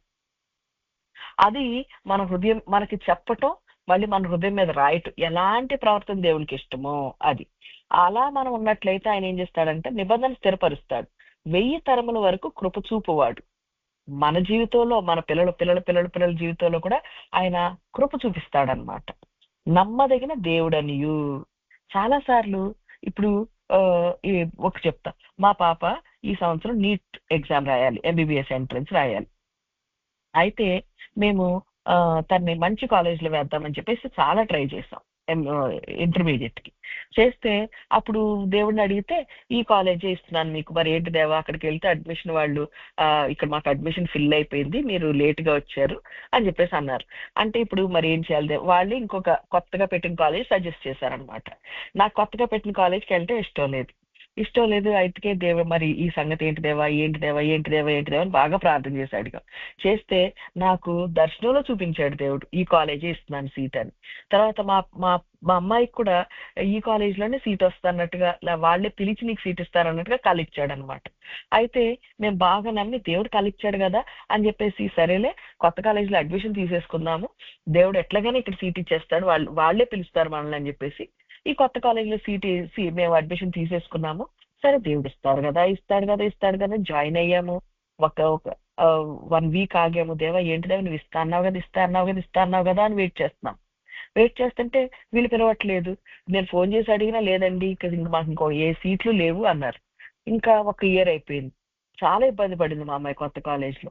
అయితే అక్కడ ఉన్న టీచర్స్ కొత్త, వాళ్ళకి సరిగ్గా చెప్పేవాళ్ళు లేరు, మార్క్స్ కొంచెం తక్కువ వస్తున్నాయి కొంచెం బాగా. ఈ సెకండ్ ఇయర్ వచ్చింది. సెకండ్ ఇయర్ లో కూడా దేవుడు ఇస్తాడేమో అని చూస్తుంటే సెకండ్ ఇయర్ లో కూడా ఇవ్వలేదు. అయితే సెకండ్ ఇయర్ లో దేవుడు ఏంటి ఎందుకని ఇట్లా దేవా అంటే, దేవుడు అన్నాడు అప్పుడు ప్రార్థన చేస్తుంటే, ఈ కొత్త కాలేజీకి మా అమ్మాయిని పంపించడం దేవుని ఉద్దేశం అంట. అయితే ఎందుకంటే తన ప్రార్థన వల్ల అక్కడ ఎంతో మంది ఆత్మహత్య చేసుకునే వాళ్ళని దేవుడు తప్పిస్తున్నాడంట తన ప్రార్థన వల్ల. అందుకని అక్కడికి వెళ్ళటం దేవుడి ఉద్దేశం. మేమైతే వెళ్ళం కదా, మనందరం మన తెలివితేటలు ఉపయోగించి ఇక్కడైతే ఇప్పుడే కొత్తగా పెట్టిన కాలేజీ వీళ్ళ ర్యాంక్ సరిగ్గా ఉండవు అవి అని చెప్పేసి నేనైతే పంపించేదాన్ని కాదు అని చెప్పేసి దేవుడు ఏంటంటే ఇక్కడ ఇస్తానని చెప్పి అక్కడికి పంపించాడు. ఇంకా అక్కడున్నాం. ఇప్పుడు నాకు భయం ఏంటంటే ఇక్కడ టీచర్స్ సరిగ్గా లేరు, మరి ఎట్లా ర్యాంక్ వస్తుందో లేదో, మరి ఇంత 2 years ఇట్లా పెట్టి చదివించి మరి సీట్ రాకపోతే వేస్ట్ అయిపోతుంది కదా, మళ్ళీ లాంగ్ టర్మ్ చేయాలి. ఇవన్నీ చాలా అంటే మాకు ఇష్టం లేదు, మా పాపకు కూడా ఇష్టం లేదు. నేను లాంగ్ టర్మ్ అవన్నీ చేయను, నాకు వస్తే ఈ సంవత్సరమే సీట్ వచ్చేయాలి అని అంటుంది. అయితే ఇప్పుడు మళ్ళీ నాకు భయం, మరి ఏంటి దేవా ఇక్కడైతే టీచర్ సరిగ్గా లేరు, తనకు సరిగ్గా చెప్పట్లేదు, తనకి మార్క్స్ సరిగ్గా రావట్లేదు, ఎలా అని.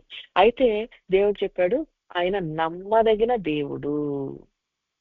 అయితే ఇప్పుడు నేనేమనంటే దేవుడు నన్ను పిలుచుకున్న దేవుడు నమ్మదగిన దేవుడు. అది మా అమ్మాయి కేపబిలిటీ, తను ఎంత చదివింది ఎంత చెయ్యగలదు దాని మీద మాకు వచ్చే సీట్ డిపెండ్ అవుతుంది. దేవుడు నమ్మదగిన వాడు కాబట్టి ఆయన ఇస్తాడు, ఇది నమ్మాలి.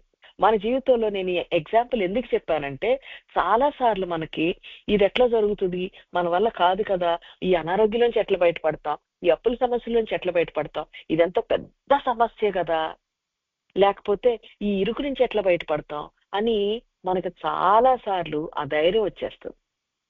దేవుడు నమ్మదగిన దేవుడు. అందుకని ప్రతిదానం దేవా నువ్వు నమ్మదగిన దేవుడు, ఏ ఆపద వచ్చినా దేవుడు నమ్మదగిన వాడు. అందుకని అది మన విశ్వాసాల్లో గట్టిగా దేవుడిని ఆ విషయాన్ని గట్టిగా పట్టుకుని ఉండాలి. ఏంటంటే ప్రతి విషయంలోనూ దేవుడు నమ్మదగిన వాడు. నువ్వు దేవుడి దగ్గరికి వచ్చావా, నువ్వు దేవుడు నమ్మొచ్చు. మరి నువ్వు అనుకున్న విధంగా దేవుడు నిన్ను బయటికి తీసుకురాడేమో, కానీ నువ్వు అనుకున్న దానికంటే బెటర్గానే దేవుడు బయటికి తీసుకొస్తాడు నేను. అలా ఆ విషయాన్ని మనం గట్టిగా పట్టుకుని ఉండాలి, విశ్వాసంలో మనం స్థిరంగా ఉండాలన్నమాట. అయితే తను ద్వేషించిన వారిని, లేదా ద్వేషించడం అంటే ఆయన చెప్పిన మాట వినకుండా కోప్పడి విసుక్కుని చికాకు పడిపోయి, లేకపోతే అధైర్యపడిపోయి ధైర్యాన్ని కోల్పోయి స్తుతించడం మానేసి మనం ఎలా చేసినట్లయితే దేవుని ద్వేషించినట్లు. ఆయన ద్వేషించిన ప్రతి వానిని బహిరంగముగా నశింపజేయుటకు వానికి దండన విధించువాడని నీవు తెలుసుకొనవలెను. ఇది మనం బాగా తెలుసుకోవాలి. మనం దేవుని ప్రేమించినట్లయితే, అంటే దేవుడు ఎలా చెప్తే మనం అలా నడుచుకున్నట్లయితే, ఆయన ఆజ్ఞలను అనుసరించి నడుచుకున్నట్లయితే తన నిబంధన స్థిరపరిచి 1000 తరముల వరకు కృప చూపువాడును నమ్మదగిన దేవుడు. కానీ మనం దేవుని ద్వేషించంటే ఆయన ఆజ్ఞలు మనం గైకొనలేదు అనుకోండి, అప్పుడు మనకి బహిరంగముగా నశింపజేయవాడును దండన విధించువాడు. మన జీవితంలో దెబ్బలు పట్టడం, కష్టాలు నష్టాలు రావటం కంటిన్యూ అయిపోతుంది అనమాట. మనుషులందరి ముందు అవమానపడతాం. ఇది మనం బాగా తెలుసుకోవాలి.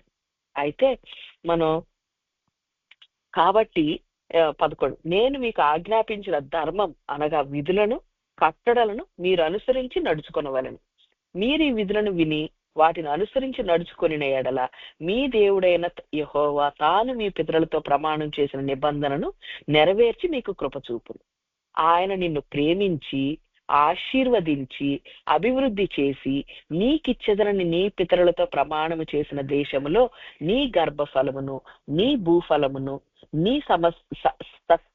సస్యమును, నీ ద్రాక్షారసమును, నీ నూనెను, నీ పశువుల మందను, నీ గొర్రెల మందను, మేకల మందను దీవించు.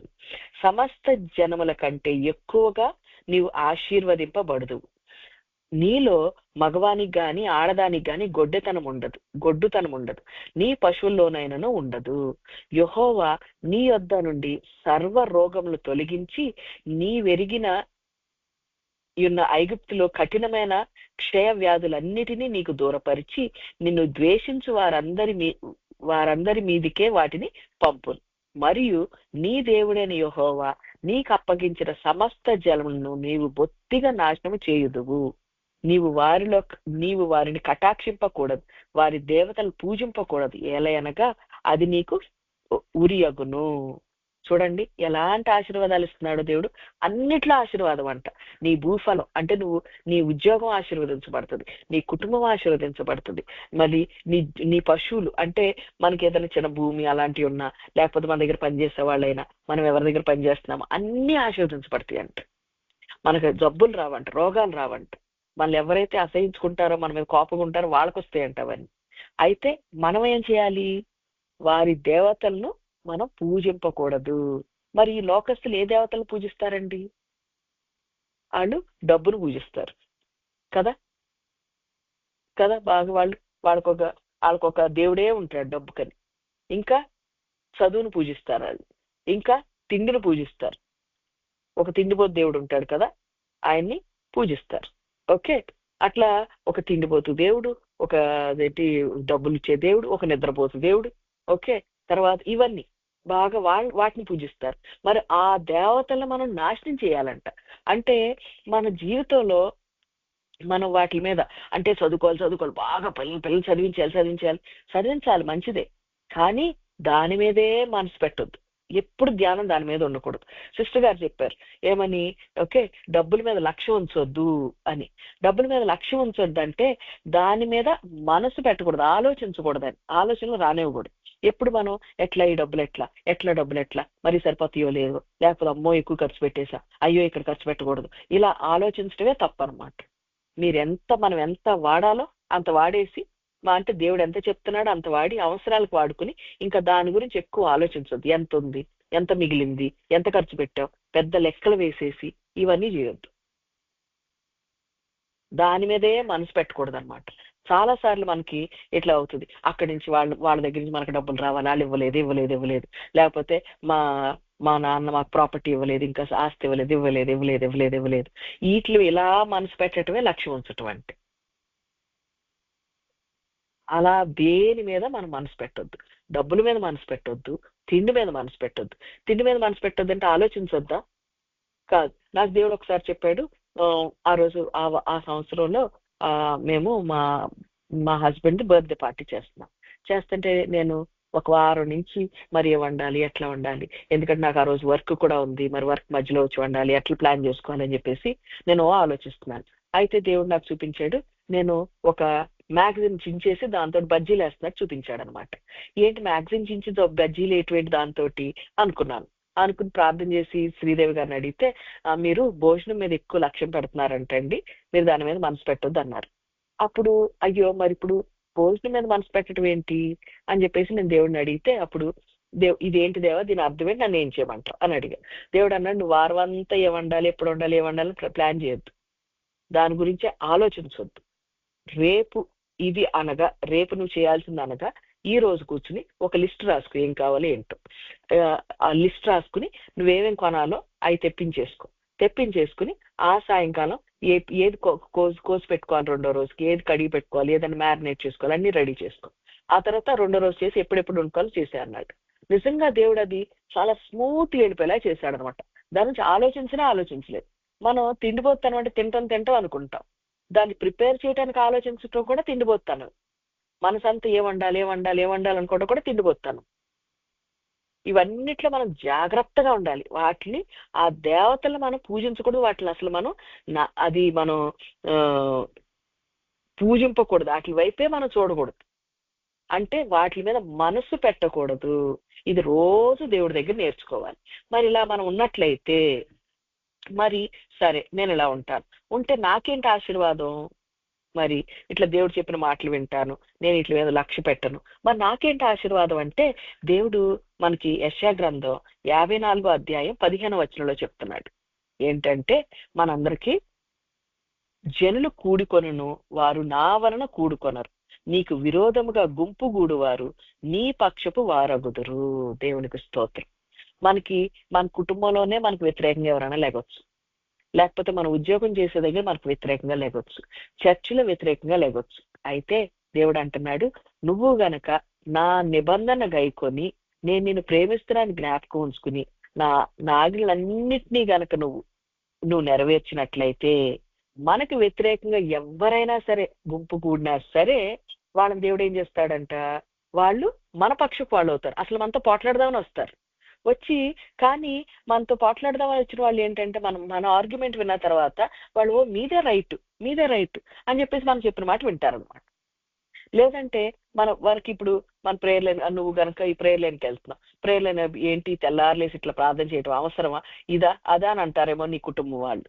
అయితే తర్వాత కొన్ని రోజులకి ఏమవుతుంది, వాళ్ళే నీ మాటలు వింటూ మొదలు పెడతారు, నీ పక్షాన్ని తిరిగిపోతారు. మరి నీకు శత్రువుగా ఈ రోజు వ్యతిరేకంగా ఉంటున్నారో, మనం దేవుని ఆజ్ఞలన్నిటినీ మనం ఫాలో అయినట్లయితే, నువ్వే నా దేవుడివి అన్నట్లుగా ప్రతి అన్య దేవతలు మనం పూజించుకున్నా ఉన్నట్లయితే ఏమవుతుంది, మనకి వ్యతిరేకంగా ఉన్న ప్రతి ఒక్కరు మన పక్షాన్ని వాళ్ళు అయిపోతారు. ఏంటా ఈ శత్రువులు లేపాడు దేవుడు అని మనం అనుకోక్కర్లేదు, ఎందుకంటే దేవుడిని మనం ప్రేమిస్తున్నాం కనుక. ఇంకా ఇది బయట ఆశీర్వాదం. బయట ఏమవుతుంది, ఇంట్లో బయట ఎవరైనా సరే మన వైపు వ్యతిరేకంగా ఉంటే వాళ్ళు మన వైపు వాళ్ళు అయిపోతారు. మరి మన కుటుంబంలో ఆశీర్వాదం ఏంటి? కుటుంబంలో ఆశీర్వాదం కీర్తన 128 3వ వచనం, నీ లోగిట నీ భార్య ఫలించు ద్రాక్ష వలె నుండును, నీ భోజనపు బల్ల చుట్టూ నీ పిల్లలు ఒలీవ మొక్కల వలె నుందురు. నీ లోగిట, నీ ఇంట్లో నీ భార్య అంటే ఏంటండి, సాటి అయిన సహాయం. నీకు మరి ఎవరు సాటి అయిన సహాయంగా ఉంటున్నారు అంటే, నీ ఇంట్లో పని వాళ్ళు అయి ఉండొచ్చు, లేకపోతే మామూలుగా మనకి సాటి అయిన ఒక కుటుంబంలో సాటి అయిన సహాయం ఎవరు, భార్యకు భర్త, భర్తకు భార్య కదా. అయితే మరి మీ కుటుంబంలో మీరు కనుక పురుషులైనట్లయితే మీ భార్య ఏమవుతుందంటే ఫలించు ద్రాక్ష వలి. ఇప్పుడు ద్రాక్ష చెట్టులోంచి మనకేమొస్తుంది, వైన్ వస్తుంది. ఓకే, ద్రాక్ష రసం తాగితే మనసుని ఏం చేస్తుందంటే అది సంతోషపరుస్తుంది. అంటే మీ భార్య మిమ్మల్ని సంతోషపరిచే విధంగా ఉంటుంది. కొన్ని విషయాల్లో మీ భార్య మీకు అనుకూలంగా లేరేమో, లేకపోతే మీతో ఏకీభవించట్లేదేమో, ఆలోచన విషయంలోనూ కొన్ని ఉద్దేశాల్లో ఏకీభవించట్లేదేమో, కానీ ఇక ముందుట మీ భార్య మీతో అన్ని విషయాల్లో ఏకీభవించి మీ ఇద్దరు రిలేషన్షిప్ ఒక ఆనందకరమైన రిలేషన్షిప్ లాగా అవుతుంది. అది దేవుడు చేసే వాగ్దానం.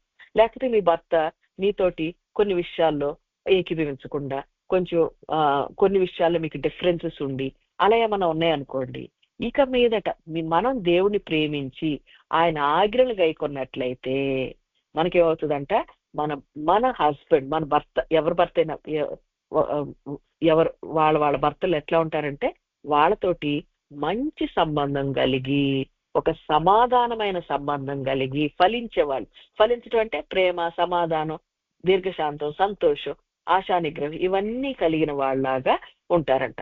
ఆ రిలేషన్షిప్ అంటే భార్యాభర్తల సంబంధం ఇక నుంచి మిమ్మల్ని సంతోషపరిచే విధంగా ఉంటది. తృప్తికరమైన వైవాహిక జీవితం ఉంటది. అన్ని విషయాల్లో ఏంటంటే టెన్షన్లు ఉండవు అనమాట ఫ్యామిలీలో. తర్వాత మీ భోజనపు బల్ల చుట్టూ మీ పిల్లలు ఒలీవ మొక్కల వలె ఉందరు. అంటే ఒలీవ మొక్కలు అంటే ఒలీవ చెట్టు వల్ల వచ్చే నూనెతోటి మనం అభిషేకిస్తాం, ఎవరినైనా గణపరుస్తాం. అయితే మన పిల్లల ద్వారా మనకు ఘనత వస్తుందంట. వాళ్ళు చిన్న మొక్కలు ఎదిగే కొందుగా వాళ్ళ నుంచి ఇంకా ఘనత. ఓ వాళ్ళ పిల్లలండి వాళ్ళు చదువుకున్నారండి, వీళ్ళే వాళ్ళ అమ్మా నాన్న అండి. మన స్కూల్కి వెళ్తే మన పిల్లలు కనుక మంచి ఫస్ట్ ర్యాంక్స్ వచ్చి మంచి మార్క్స్ వస్తే ఓ మీరు వాళ్ళ పేరెంట్సా అంటారు కదా. అప్పుడు మనకు ఒక రికగ్నిషన్ వస్తుంది. అలా మనకి పిల్లల ద్వారా మనకి ఘనత కలుగుతుంది. అలాంటి ఆశీర్వాదం దేవుడిస్తానంటున్నాడు. కుటుంబంలో మన ఇంట్లో వచ్చినప్పుడు మన కుటుంబంలో భార్యాభర్తల సంబంధం సంతోషపరిచే విధంగా ఉంటది. పిల్లలు మనకి ఘనత తీసుకొచ్చే వాళ్ళలాగా ఉంటారు. అయితే మనం ఇంట్లో ఏం చేయాలి మరి? ఇప్పుడు ఇంట్లో ఏం చేయాలంటే మరి ఇంట్లో ఒక పని చేయాలి. దేవుడు ఇంట్లో ఆశీర్వాదం ఇచ్చాడని ఇంట్లో ఒక పని కూడా చెప్తాడు. ఆ పని ఏంటి? రోమా 8వ అధ్యాయం 27వ వచనం 26 నుంచి చదవచ్చు. ఏమి? అటువలే ఆత్మయు మన బలహీనతను చూచి సహాయము చేయుచున్నాడు. ఏలయనగా మనం యుక్తముగా ఎలాగూ ప్రార్థన చేయవలనో మనకు తెలియదు గాని ఉచ్చరింప సఖ్యము గాని మూలుగులతో ఆ ఆత్మ తానే మన పక్షమున విజ్ఞాపన చేయుచున్నాడు. మరియు హృదయములు పరిశోధించు దేవుడు ఆత్మ యొక్క మనసు ఏదో ఎరుగును. ఏలయనగా ఆయన దేవుని చిత్త ప్రకారము పరిశుద్ధుల కొరకు విజ్ఞాపన చేయుచున్నాడు. మనం ఇంట్లో ఉన్నప్పుడు భాషల్లో మాట్లాడాలంట. ఆత్మతో ప్రార్థన చేయటం అంటే భాషల్లో మాట్లాడటం. ఇంట్లో ఉన్నంతసేపు, ఇంట్లో కానీ ఎక్కడికి వెళ్ళినా సరే మనం లోపల ఏం చేయాలి? ఎప్పుడు భాషలో రిభాష అనుకుంటా ఉండాలి. మనం అలా భాషలో ఎంత ప్రార్థన చేస్తే మనకి ఎవరెవరి కోసం ప్రార్థన చేయాలో మనకు తెలియదు. దేవుడికి తెలుసు కదా ఈరోజు ఎవరికి ప్రార్థన అవసరం అని. ఈ రోజు వీళ్ళ అపాయంలో ఉన్నారు, ప్రార్థన అవసరం. ఆ ప్రార్థన మనలో నుంచి చేస్తాడు దేవుడు. పరిశుద్ధాత్ముడు మనలో ఉండి ప్రార్థన ఉచ్చరింప సఖ్యము గాని మూలుగులతోటి దేవుడు ఆ ప్రార్థన మనలోంచి రప్పిస్తాడు. మనం ఆ ప్రార్థన చేయగానే దేవుడు ఆ ప్రార్థన ఆలకించి మరి ఎవరెవరు పరిశుద్ధులకు రక్షణ కావాలో, ఆ రోజు కాపుదల కావాలో వాళ్ళందరి కోసం మనం ప్రార్థన చేస్తాం. మరి ఇంట్లో మనకు సమాధానం ఉంటది. మన పిల్లలు మనకి ఘనత తీసుకొచ్చే వాళ్ళలాగా ఉండాలి అంటే మనం ఇంట్లో ఉన్నంతసేపు భాషల్లో ప్రార్థన చేయండి. వంట చేసిన భాషలో చేయండి. ఓకే, మన భాషలో ప్రార్థన చేయడానికి ఎక్కువ కాన్సన్ట్రేట్ చేయక్కర్లేదు కదా. రేపు అనుకుంటానే చేయొచ్చు. ఇది ప్రాక్టీస్ చేయాలి, అభ్యాసం చేయాలి మనం బాగా. మరి బయటికి వెళ్తే మనకేమంటున్నాడు? మనకు వ్యతిరేకంగా ఉన్న వాళ్ళు మన పక్షం వాళ్ళు అవుతారు. మరి బయటికి వెళ్ళినప్పుడు మనం ఏం చేయాలి? ఇక్కడ యోహాను సువార్త 4వ అధ్యాయం 4వ అధ్యాయంలో 19వ వచనం. అప్పుడు ఆ స్త్రీ, అయ్యా నీవు ప్రవక్తవని గ్రహించుచున్నాను అనెను. ఇది కనానీయుల దేశం, సమరియా దేశంలోకి ఈ యేసుక్రీస్తు వారు వెళ్తున్నారు. ఆ దేశం గుండా ప్రయాణం చేస్తున్నారు. మనకు తెలిసి ఈ సీక్వెన్స్ ఏంటని. వెళ్తూ ఉంటే అక్కడ మధ్యాహ్నం వాళ్ళ డిసైపుల్స్ అందరూ కూడా వెళ్ళి భోజనం కొనుక్కొద్దామని వెళ్ళారు. ఈయన ఒక బావి దగ్గర కూర్చుని ఉన్నారు, యాకోబు బావి దగ్గర. అయితే ఈ సమరీ స్త్రీ వచ్చినప్పుడు ఆమెతోటి దేవుడు మాట్లాడి, నాకు కొంచెం నీళ్ళు ఇవ్వమ్మా అంటే, ఆవిడ నువ్వు యూదుడివి, నా దగ్గర నీళ్ళు అడుగుతున్నావేంటి అని అంటే, ఈయన నేనెవరినో గ్రహించి నేనిచ్చే నీళ్లు గనక నీకు తెలిసినట్లయితే అది నువ్వు నన్ను నీళ్లు అడుగుతావు, అది నీలో నుంచి ఊటలుగా పారుతుంది, నీకు ఎప్పుడు దాహం ఏదంటాడు. అంటే ఇవి నాకు ఆ నీళ్ళు ఇవ్వయ్యా అంటది. అనగానే ఈయన, లేదు నీ భర్తను తీసుకురా అంటాడు. లేదు నాకు భర్త లేదు. అయ్యో, నీకు ఇప్పుడు వరకు 5 భర్తల్లో ఉన్నారు, అయినా వాళ్ళు ఇప్పుడు నీతో ఉన్నవాడు కూడా నీ భర్త కాదు. ఈయన ఆమె గురించి చెప్పిన విషయాలన్నీ చెప్పంగానే ఆమెకు అర్థమైపోయింది ఈయన ప్రవక్త అని చెప్పి. ఆ తర్వాత ఆమె ఆ ప్రవక్త అని గ్రహించి ఆ ఊర్లోకి అంతా పరిగెత్తుకెళ్ళి, చూడండి నేను చేసిన అన్ని చెప్పాడు ఈయన, ఈయనే మెస్ అయ్యేమో అని చెప్పేసి ఆ ఊరోళ్ళందరినీ పిలుచుకొచ్చింది. ఆ ఊరోళ్ళందరూ వచ్చి 3 రోజులు దేవుని యొక్క, యేసుక్రీస్తు వారి యొక్క బోధ విన్నారు. విని వాళ్ళందరూ ఎంతో మంది దేవుళ్ళ నమ్మకం పెట్టుకున్నారు. మరి ఆయన యేసుక్రీస్తు వారు ఏం చేసేవారు? రాత్రంతా ప్రార్థన చేస్తే ఏ రోజు ఎక్కడికి వెళ్ళాలి, ఎవరికి పరిచయం చేయాలి దేవుడు చూపించేవాడు. నా తండ్రి నాకు చూపించిందే నేను చేస్తానంటాడు దేవుడు, యేసుక్రీస్తు వారు. అయితే తండ్రి ఇక్కడికి వెళ్ళు, ఈ రోజు సమరయ ఊర్లోకి వెళ్ళు అంటే సమరయకి వెళ్ళు, ఈ అమ్మాయి వస్తుంది, ఈ అమ్మాయితో నువ్వు ఈ మాటలు చెప్పంటే ఆ మాటలు చెప్పేవాడు. మరి దేవుడికి తండ్రి యేసుక్రీస్తు వారికి అంత దగ్గర సంబంధం, ప్రార్థన సంబంధం ఉంది కాబట్టి రోజు మరి తండ్రి దేవుడు చెప్తా ఉన్నారు. మరి మనం కూడా తండ్రి దేవుడితో అలాంటి సంబంధం కలిగి ఉన్నట్లయితే, దేవా ఈ రోజు నేను ఎవరికి పరిచయం చేయాలి, ఎవరికి నేను మాటలు చెప్పాలి అని చెప్పేసి మనం దేవుడితో ఇలా రోజు సంబంధం కలిగి ఉన్నట్లయితే, అప్పుడు మనల్ని దేవుడు ఎవరితో ఏ మాటలు చెప్పాలో చెప్పి పంపిస్తాడు.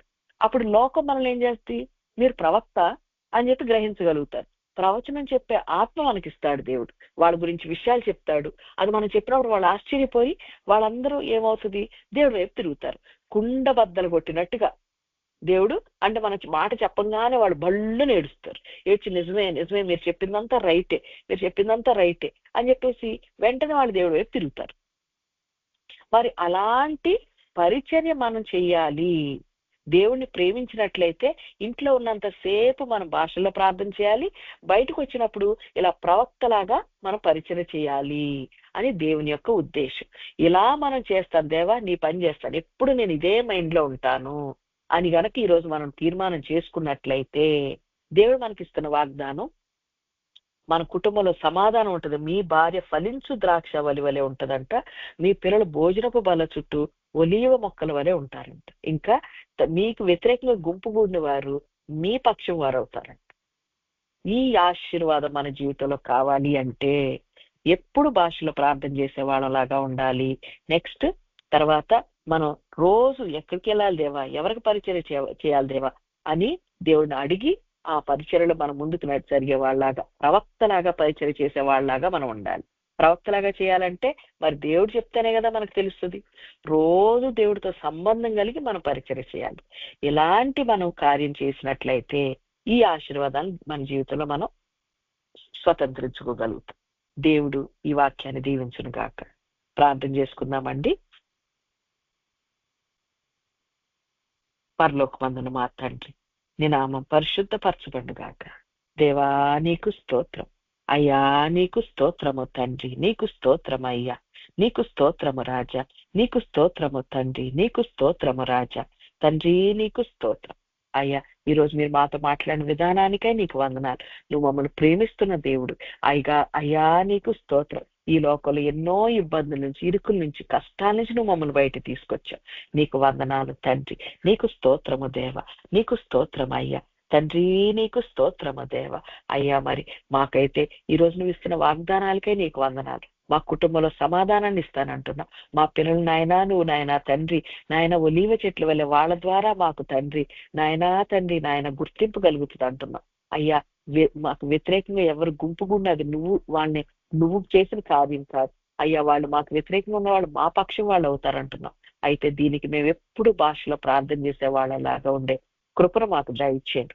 ఇంకా తండ్రి నువ్వెవరి దగ్గరికి మమ్మల్ని పంపిస్తున్నావు వాళ్ళ దగ్గరికి వెళ్ళి అయ్యా మేము పరిచయం చేసే కృపను మాకు దయచేయండి తండ్రి. నీకు స్తోత్రం అయ్యా, నీకు స్తోత్రము తండ్రి. ఈ రోజు ప్రేయర్ లైన్ వచ్చిన ప్రతి బిడ్డను నువ్వు ఆశీర్వదించండి. శైలజ సిస్టర్ గారితో నీ తోడ్పాటును దయచేయండి, నెమ్మది దయచేయి, సమాధానం దయచేయి, ప్రతి టెన్షన్ నుంచి విడుదల దయచేయండి. అనసూర్య గారితో నీ తోడ్పాటును దయచేయండి అయ్యా. నీకు స్తోత్రం అయ్యా తండ్రి. విశ్వాసంలో స్థిరపడే కృపను దయచేయండి తండ్రి. నీకు స్తోత్రం. అపరూపాతో నీ తోడ్పాటును దయచేయండి అయ్యా. నీకు స్తోత్రం. ధైర్యాన్ని దయచేయండి తండ్రి అయ్యా. పిరికితన ఆత్మ నుంచి విడుదల దయచే తండ్రి. దేవా నీకు స్తోత్రం. అగస్టిన్ గారితో నీ తోడ్పాటును దయచేయండి దేవా. నీకు స్తోత్రం అయ్యా. విశ్వాసాన్ని దయచేయండి అయ్యా. నేను గట్టిగా పట్టుకునే కృపను దయచే తండ్రి నాయన తండ్రి నాయన తండ్రి. నీకు స్తోత్రం అయ్యా. మమతా మహేష్ గారితో నీ తోడ్పాటును దయచేయండి తండ్రి. నీకు స్తోత్రం, నీకు స్తోత్రం, నీకు స్తోత్రము తండ్రి అయ్యా. నీకు స్తోత్రం తండ్రి నాయన. ప్రార్థనలో ఇంకా ఎదిగే కృపను దయచేయండి. బలమైన ప్రార్థనలు ఈ వారం చేసే కృపను నువ్వు దయచేయండి. సగారితో నీ తోడ్పాటును దయచేయండి. దేవా నీకు స్తోత్రమయ్యా, నీకు స్తోత్రము తండ్రి, నీకు స్తోత్రమయ్యా, నీకు స్తోత్రమయ్యా.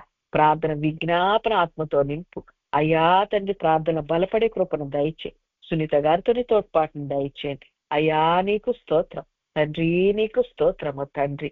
అయ్యా తండ్రి నాయన తండ్రి, ప్రతి నడతను నీలో జాగ్రత్తగా నడిచే కృపను దయచేయండి తండ్రి. నీకు స్తోత్రం. మమత గారితో నీ తోడ్పాటును దయచేయండి దేవా. నీకు స్తోత్రం అయ్యా, నీకు స్తోత్రము రాజా, నీకు స్తోత్రం అయ్యా, నీకు స్తోత్రము తండ్రి. దేవా నీకు స్తోత్రం అయ్యా తండ్రి. సాక్షిగా లేపండి, జనములకు సాక్షిగా నువ్వు లేపండి తండ్రి. తల్లిగా లేపండి దేవా తండ్రి. నీకు స్తోత్రం. మరి అమ్మగారితో నీ తోడ్పాటును దయచేయండి అయ్యా. నీకు స్తోత్రం అయ్యా, నీకు స్తోత్రము తండ్రి. నాయన విశ్వాసంలో ఇంకా స్థిరంగా నిలబడే కృపను దయచేయండి. ఎంతో మందికి సాక్షిగా నిలిచే కృపను దయచేయండి. మేరీ గారితో నీ తోడ్పాటును దయచేయండి దేవా. నీకు స్తోత్రం అయ్యా, నీకు స్తోత్రము రాజా, నీకు స్తోత్రం అయ్యా తండ్రి. నాయన ప్రార్థనాత్మతో నింపు, బలంగా ప్రార్థన చేసే నాయన ఆత్మను దయచే. నిర్మల గారితో నీ తోడ్పాటును దయచే తండ్రి. నీకు స్తోత్రం, నీకు స్తోత్రం, నీకు స్తోత్రం, నీకు స్తోత్రం. నీ సన్నిధిని దయచే. ప్రతి భయాల నుంచి విడుదల దయచే. శారా గారితో నీ తోడ్పాటుని దయచేయండి తండ్రి. నీకు స్తోత్రం, నీకు స్తోత్రం, నీకు స్తోత్రము రాజా, నీకు స్తోత్రం అయ్యా తండ్రి. నాయన ఇచ్చిన ఇద్దరు బిడ్డలను ఆశీర్వదించండి తండ్రి. నీకు స్తోత్రం. శ్రావణితో నీ తోడ్పాటుని దయచేయండి. ధైర్యంతో నింపుదేవ, విశ్వాసంతో నింపుదేవ. శైలు గారితో నీ తోడ్పాటుని దయచేయండి నాయన తండ్రి. తన జీవితంలో నువ్వు చేస్తున్న కార్యాలకు నీకు వందనాలు, నీకు స్తోత్రం, నీకు స్తోత్రం. బిడ్డలు ముగ్గురితో నీ తోడ్పాటుని దయచేసి నువ్వు నడిపించండి. స్రవంతితో నీ తోడ్పాటుని దయచేయండి అయ్యా. నీకు స్తోత్రం. నీలో నిలకడగా ఉండే కృపను దయచేయండి తండ్రి. నీకు స్తోత్రం. ఈ ప్రేయర్లను నువ్వు ఆశీర్వదించండి. వచ్చే ప్రతి బిడ్డను నువ్వు నాయన దర్శించండి అయ్యా. ప్రతి ఒక్కరు ధైర్యపరిచి నీలో నడిచే కృపను దయచేయండి తండ్రి. నీకు స్తోత్రం. ఈ వారం అంతా నీ సన్నిధి, నీ ప్రసన్నత, నీ కృప, నీ కాపుదల దయచేయమని యేసుక్రీస్తు నామమును గోజాడి వేడుకుంటున్నాము తండ్రి. ఆమేన్.